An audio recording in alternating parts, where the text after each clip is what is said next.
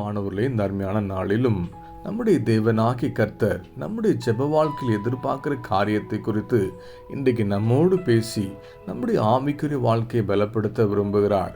நீதிமொழிகள் 15வது அதிகாரம் 29வது வசனம் இப்படியாக சொல்கிறது: துன்மார்க்கருக்கு கர்த்தர் தூரமாய் இருக்கிறார், நீதிமான்களின் ஜெபத்தையோ கேட்கிறார். பிரியமானவர்களே, நாம் ஆராதிக்கிற தேவனாகிய கர்த்தர் நீதிமான்களின் ஜெபத்தை கேட்கிறவர். அநேக வேளையில் ஆண்டவரை பார்த்து கேள்வி கேட்கிறோமே, ஏன் ஆண்டவர் என் ஜெபத்தை கேட்கல என்று சொல்லி ஆண்டவரத்தில் முறையிடுகிறோமே.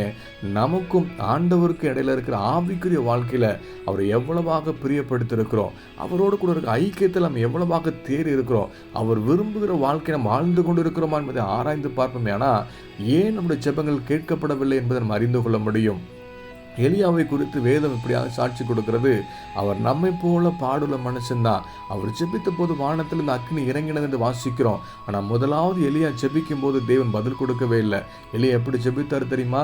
நான் நம்முடைய ஊழியக்காரன் என்று சொல்லி இந்த ஜனங்கள் அறிந்து கொள்ளட்டும், என்னை கேட்டுன்னு சொல்லி ஜெபித்த போது தேவன் பதில் கொடுக்கவே இல்லை. அடுத்து எலியா அப்படியா ஜெபிக்கிறார்: நீர் தேவனாகி கர்த்தர் என்று இந்த ஜனங்கள் எல்லாரும் அறிந்து கொள்ளும்படி உடைய இருதயத்தை திருப்பும் வண்ணமாக என்னை கேட்டலும் என்று சொல்லி ஜெபித்த போது கர்த்தர் ஜெபத்தை கேட்டு வானத்திலிருந்து அக்னி இறக்கினது வேதம் சுட்டி காண்பிக்கிறது. தன்னை தாழ்த்தி ஜெபிக்கிற காரியத்தை தேவன் விரும்பினால்தான் எலியாவோட ஜெபம் கேட்கப்பட்டது. தேவன் பதில் கொடுத்து எலியாவை ஜெபத்தின் சாட்சியாக மாற்றினார். அதே போலதான் நெகேமியா தனக்காகவும் தன் ஜனங்களுக்காகவும் பாவ மன்னிப்பின் ஜெபத்தை ஏறெடுத்த போது ராஜாவுடைய கண்களை தயவு கிடைக்கும்படியாக தேவன் கிருபை பாராட்டி ஜெபத்தை கேட்டு அலங்கத்தை கட்டி முடிக்க தேவன் உதவி பாராட்டின வேதம் நமக்கு வெளிப்படுத்தி காண்பிக்கிறது. தானியேல் தன் பாவத்தை அறிக்கை செய்து ஜெபித்த போது கர்த்தருடைய பார்வையில் நீதிமானாய் மாறின நிமித்தமாக பிரியமானவனை உன் ஜெபம் கேட்கப்பட்டது என்று சொல்லி தேவனாய் கர்த்தர் அவனை குறித்து சாட்சி கொடுக்கிறார்.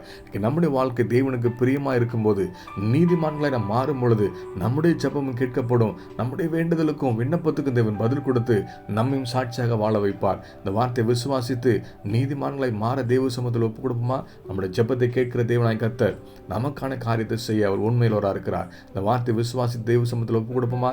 நல்ல தகப்பனே, இந்த அருமையான கால வேலைக்காக நன்றி செலுத்துகிறோம். நீதிமான்களின் ஜெபத்தை கேட்கிறவர் என்று சொல்லி குறித்து எங்க கற்றுக் கொடுத்ததுக்காக ஸ்தோத்திரம். எங்க ஜெப வாழ்க்கையில உமக்கு பிரியமாய் நடக்க எங்களுக்கு உதவி செய்யுங்க. நீங்கள் விரும்புகிற பரிசுத்தம் கர்த்தருடைய வார்த்தைக்கு கீழ்ப்படிந்து மனத்தாழ்மையோடு கூட சாமி உம்முடைய சமூகத்தில் நெருங்கி சேர எங்களுக்கு உதவி செய்யுங்க. நீர் வெறுக்கிற காரியத்தை நாங்களும் வெறுத்து பரிசுத்தத்தை காத்துக்கொண்டு உம்முடைய குணாதிசயங்கள் இடத்தில் வெளிப்பட்டு நீர் நாங்கள் ஜெபிக்கும் போதே பதிலை பெற்றுக்கொள்கிற தக்கதாக கர்த்தர் வாழ்க்கையை மாற்றும்படியாக நாங்கள் ஜெபிக்கிறோம். யாரெல்லாம் அர்ப்பணிக்கிறாங்களோ அவங்க வாழ்க்கையை மாற்றுங்க. ஜெப வாழ்க்கை கர்த்தர் கூடவே இருந்து ஜெபத்துக்கு பதில் கொடுத்து ஆசீர்வாதத்தை நடத்த வேண்டுமாய் இயேசு நாமத்தில் ஜெபிக்கிறோம். நல்ல பிதாவே, ஆமேன்.